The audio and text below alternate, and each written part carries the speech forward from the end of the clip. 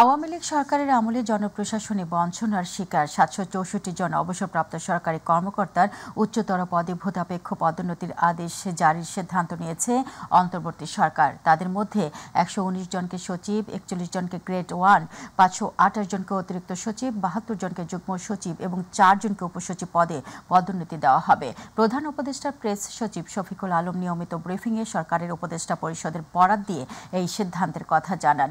রাষ্ট্রপতির অনুমোদন সাপেক্ষে প্রত্যেক কর্মকর্তার জন্য প্রযোজ্য তারিখ থেকে উচ্চতর পদে পদোন্নতির আদেশ জারি করা যেতে পারে বলে জানান তিনি।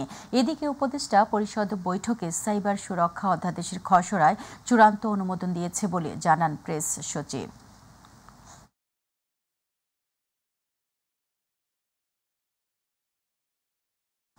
বড়দিন উপলক্ষে খ্রিস্টান সম্প্রদায়ের প্রতিনিধিদের সঙ্গে শুভেচ্ছা বিনিময় করেছেন অন্তর্বর্তী সরকারের প্রধান উপদেষ্টা প্রফেসর মোহাম্মদ ইউনূস। মঙ্গলবার রাষ্ট্রীয় অতিথি ভবন যমুনায় খ্রিস্টান সম্প্রদায়ের প্রতিনিধিদের সঙ্গে শুভেচ্ছা বিনিময় করেন তিনি। ধর্ম উপদেষ্টা ডক্টর আ.ফ.ম. খালিদ হোসেনের সঞ্চালনায় খ্রিস্টান ধর্মীয় নেতাদের মধ্যে শুভেচ্ছা বক্তব্য রাখেন বাংলাদেশের ক্যাথলিক খ্রিস্টানদের প্রধান ধর্মগুরু archbishop Bejoy N D. Cruze, the national Christian fellowship of বাংলাদেশের সভাপতি bishop Philip P Adhikari, Bangladesh Christian অ্যাসোসিয়েশনের president Nirmal Rozario, Bangladesh Christian অ্যাসোসিয়েশনের মহাসচিব ইগলাসিওস হেমন্ত কোরায়া এবং বাংলাদেশ খ্রিস্টান মহাজোটের president Daniel Nirmal D'Costa. বক্তব্যে তারা প্রধান উপদেষ্টার নেতৃত্বে বাংলাদেশে উদারতা, সাম্প্রদায়িক সম্প্রীতি গড়ে উঠবে বলে আশা প্রকাশ করেন এবং খ্রিস্টান সম্প্রদায়ের পক্ষ থেকে সর্বোচ্চ সহযোগিতার আশ্বাস দেন।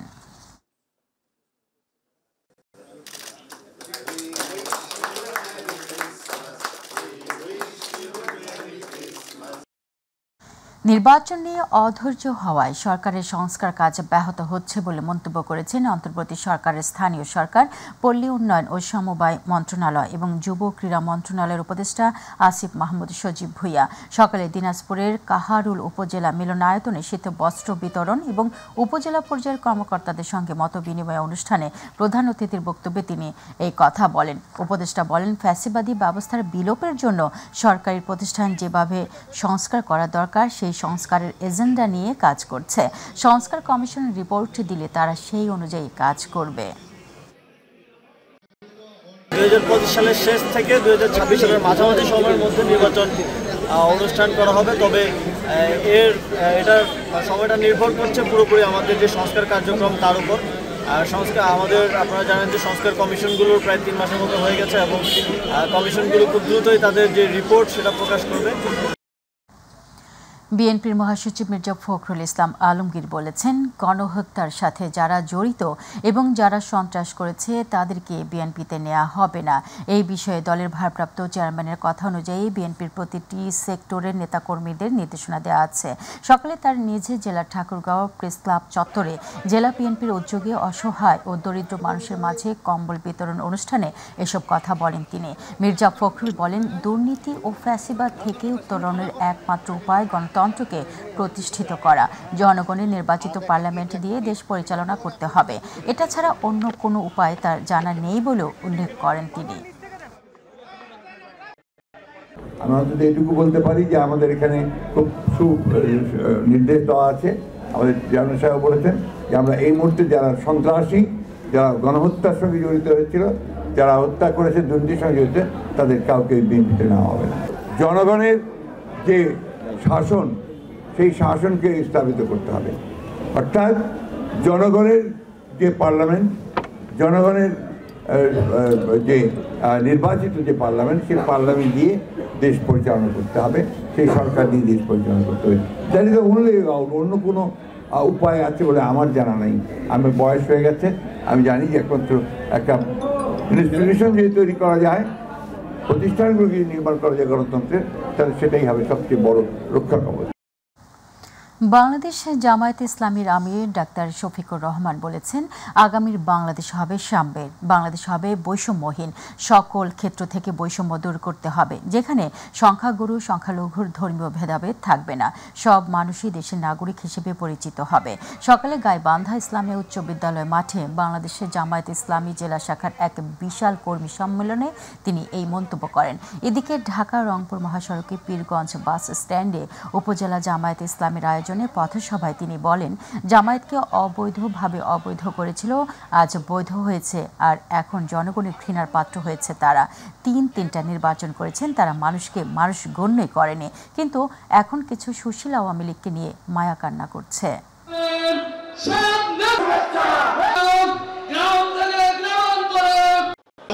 গণতান্ত্রিক প্রতিষ্ঠান, সাংবিধানিক প্রতিষ্ঠান সবগুলাকে খেয়ে চিবিয়ে হজম করে ফেলেছে। কিছু সুশীল এখন মুখ তুলে বলে আওয়ামী লীগ কি আগামী নির্বাচনে আসতে পারবে? আওয়ামী লীগকে কখনো নির্বাচন চেয়েছে? আওয়ামী লীগ নির্বাচন চাইলে তিনটি নির্বাচন তাদের সুযোগ ছিল জনগণকে সুযোগ দেওয়ার, তারা তো দেয় নাই। যারা নিজেরাই নির্বাচনে বিশ্বাস করে না, আপনারা কারা? মার যেখানে দরদ নাই সন্তানের প্রতি, আপনি মাসি চিৎকার দেন কেন? ৬টি সংস্কার কমিশন শীঘ্রই তাদের প্রস্তাবনা জমা দেবে বলে জানিয়েছেন নির্বাচন ব্যবস্থা সংস্কার কমিশনের প্রধান বদিউল আলম মজুমদার। তিনি বলেন, এরপর মূল কাজ সরকার, নির্বাচন কমিশন ও রাজনৈতিক দলের। সকালে রাজধানীর সিডাপ মিলনায়তনে এক সেমিনারে তিনি এসব কথা বলেন। তিনি বলেন, নির্বাচন কমিশনের দায়িত্ব হবে বাস্তবায়ন করা। গত কয়েক মাসের ঘটনা তাদের স্মৃতিতে থাকলে তারা সঠিক দায়িত্ব পালন করবে। রাজনৈতিক দলগুলো গুরুত্বপূর্ণ অংশীজন উল্লেখ করে তাদের অতীতের ভুল ভ্রান্তির ঊর্ধ্বে উঠে কাজ করতে হবে বলে মন্তব্য করেন বদিউল আলম মজুমদার। সংস্কারের যে ধারণা, যে প্রস্তাব, যে অঙ্গীকার করা হয়েছিল তার সুফল আমাদের ঘরে উঠেনি, বরং সিদ্ধাই হয়ে গিয়েছে। সংস্কারের যে মূল্যাচলন হয়েছিল 2007 সালে 2008 সালে, এবং তারা রাজনৈতিক সংস্কৃতি পরিবর্তন আনার অঙ্গীকার করেছিল। তারা অঙ্গীকার করেছিল প্রশাসন, আইন শৃঙ্খলা রক্ষাকারী বাহিনীতে কোনো রকম দলীয়করণ হবে না, সুস্পষ্ট হবে। এরপরে আমাদের বিচারপতি, সাবেক বিচারপতি হাবিবুর রহমান কি বলেছিলেন আপনাদের মনে আছে কিনা? একটা গুরুত্বপূর্ণ কথা বলেছিলেন, দেশটা 2011 সালে দেশটা আজ বাজিকরদের হাতে। মানে আমরা রাতের পরিবর্তে দিন না হওয়ার পরিবর্তে দিনের পরিবর্তে রাত হয়ে গিয়েছে। তিনি সেই কথা বলেছেন, ব্যাপক আক্রমণের শিকার হয়েছিলেন। জুলাই আগস্টে গণহত্যার সময় আশুলিয়ায় 6 মরদেহ পোড়ানোর অভিযোগে দায়ের করা মামলায় সাবেক এক এমপি সহ 5 জনের বিরুদ্ধে গ্রেপ্তারি পরোয়ানা জারি করেছেন ট্রাইব্যুনাল। আন্তর্জাতিক অপরাধ ট্রাইব্যুনালের চেয়ারম্যান বিচারপতি মোহাম্মদ গোলাম মুর্তজা মজুমদারের নেতৃত্বে 3 বিচারপতির বেঞ্চ এই আদেশ দেন। এই সময় চিফ প্রসিকিউটর জানান, শেখ হাসিনাকে ফেরত পাওয়া গেলে বিচার কাজ সহজ হবে। এর আগে গত 11 সেপ্টেম্বর শিক্ষার্থীদের আন্দোলনে সাভারের আশুলিয়ায় আগুনে পুড়িয়ে 6 জনকে হত্যার অভিযোগে শেখ হাসিনা সহ 70 জনের বিরুদ্ধে পৃথক 2টি অভিযোগ দায়ের করা হয়। তাদের এই জ্বালিয়ে দেওয়ার চেষ্টা করার উদ্দেশ্য ছিল যাতে করে মানুষ বুঝতে না পারে যে এদেরকে কে হত্যা করেছে। পুলিশ হত্যা করে পুলিশের গাড়িতে রেখে আগুন দিলে মানুষ মনে করতে পারে যে পুলিশের গাড়িতে যেহেতু আগুন দেওয়া হয়েছে, হয়তো এই হত্যাকাণ্ডটা ছাত্র জনতা করেছে। এইভাবে দায়টা অ্যাভয়েড করার জন্য তারা পুলিশের গাড়িতে রেখে আগুন দেয়। এই লাশ পোড়ানোর ঘটনার সাথে সেই সময় কর্মরত 4 জন পুলিশ অফিসারকে আমরা শনাক্ত করেছি। এই 4 জন আর সাইফুল ইসলাম ঢাকা 19-এর এমপি সেই সময়ের, তার বিরুদ্ধে আমরা গ্রেপ্তারি পরোয়ানা জারির জন্য আবেদন করেছিলাম। বিএনপির কেন্দ্রীয় নির্বাহী কমিটির ভাইস চেয়ারম্যান ও সাবেক শিক্ষা উপমন্ত্রী আব্দুস সালাম পিন্টু দীর্ঘ 17 বছর পর কারামুক্ত হলেন। সকাল 11টার দিকে কাশিমপুর কেন্দ্রীয় কারাগার 2 থেকে মুক্তি পান তিনি।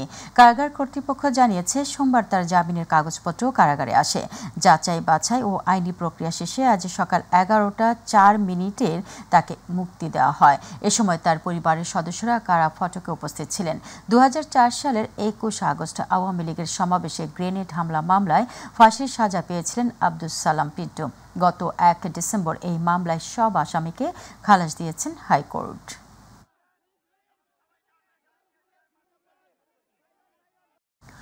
অতীতের মতো বড়দিন উপলক্ষে রাজধানীতে কোনো নিরাপত্তা ঝুঁকি নেই বলে জানিয়েছে ডিএমপি। সকালে কাকরাইলের সেন্ট মেরিস গির্জায় নিরাপত্তা মহড়া শেষে কথা জানান ডিএমপির অতিরিক্ত কমিশনার মাসুদ করিম। বলেন, গির্জাগুলোতে নিরাপত্তা বেষ্টনী তৈরিতে পুলিশের পাশাপাশি অন্যান্য আইনশৃঙ্খলা বাহিনীর সদস্যরা সাদা পোশাকে নিরাপত্তার দায়িত্ব পালন করবে। পাশাপাশি সেনাবাহিনীর সদস্যরাও মাঠে থাকবে বলে জানান ডিএমপির এই শীর্ষ কর্মকর্তা।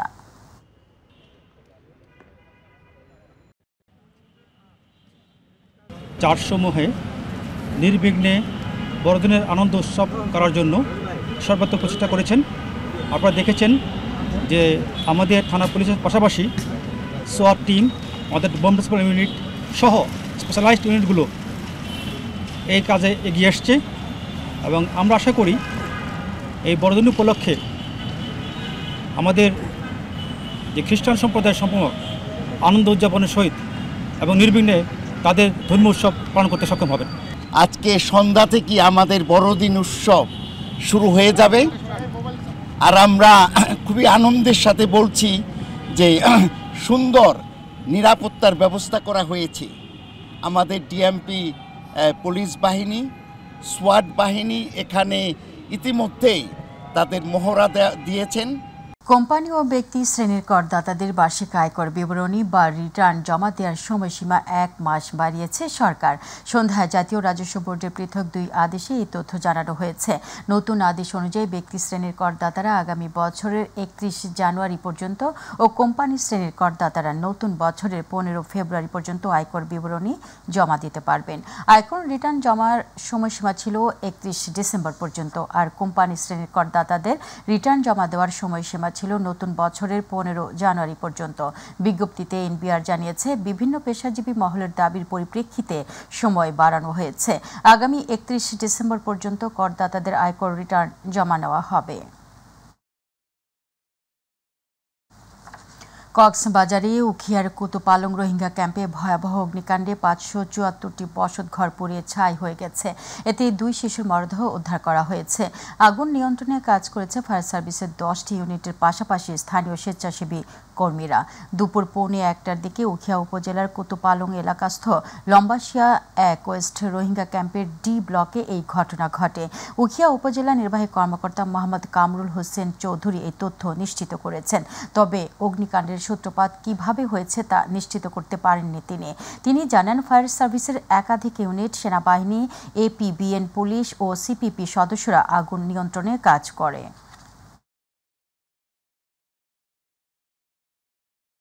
বিশ্ব ইজতেমা মাঠে হামলার ঘটনায় জড়িতদের গ্রেফতার ও সাদপন্থীদের নিষিদ্ধের দাবিতে অনির্দিষ্টকালের অবস্থান কর্মসূচি ঘোষণা করেছে তাবলিগ জামায়াতের সূরায়ে নিজামী। দুপুরে কাকরাইল মসজিদে আয়োজিত সংবাদ সম্মেলনে এই কর্মসূচি ঘোষণা করেন তাবলিগ জামায়াতের আলেম কেফায়েতুল্লাহ আজহারি। এই সময় সাদপন্থীদের সন্ত্রাসী চরমপন্থী বাহিনী বলে দাবি করেন বক্তারা। আরও জানাচ্ছেন রাকিব হাসান।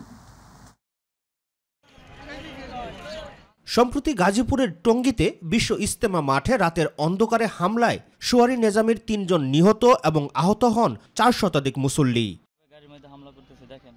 এরই মধ্যে ঘটনার সঙ্গে জড়িত থাকার অভিযোগে সাতপন্থীদের মূল হোতাসহ বেশ কয়েকজনের নামে মামলা দায়ের করেছেন সূরায়ে নিজামীর মুসল্লিরা। সাতপন্থীদের নিষিদ্ধ সহ 3 দফা দাবিতে কাকরাইলে সূরায়ে নিজামীর এই সংবাদ সম্মেলনের আয়োজন।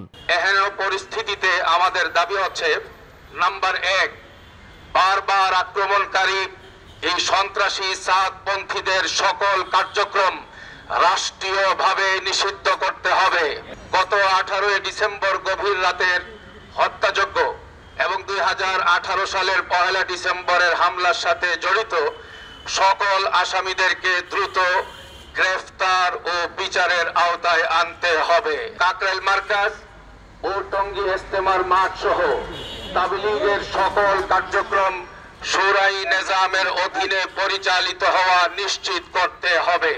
এ সময় আসামিদের 24 ঘন্টার মধ্যে গ্রেফতারের দাবিতে বৃহস্পতিবার সকাল 9টা থেকে কাকরাইল সহ এর আশেপাশে এলাকায় শান্তিপূর্ণ অবস্থান কর্মসূচির ঘোষণা দেন তাবলীগ জামাত বাংলাদেশের শীর্ষ নেতারা।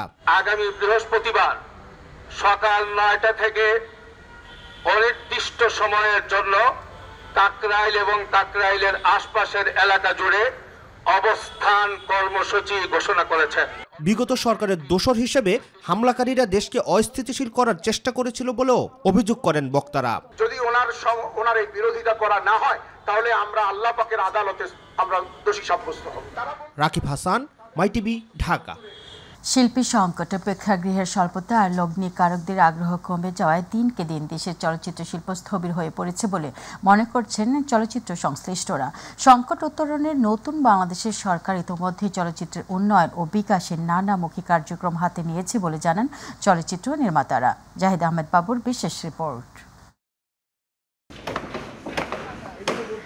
হাতুড়ি পেরেকের এই খটখট শব্দে মুখরিত এফডিসির বেশিরভাগ আঙিনা। ফ্লোরে ফ্লোরে চলছে শিল্পের অবকাঠামো নির্মাণ। মহাসমারোহে চলা এসব এক একটি অবকাঠামো তৈরির চিত্রটি দেখে সহজেই মনে হতে পারে এটি কোনো সিনেমার শুটিংয়ের নির্মাণাধীন সেট,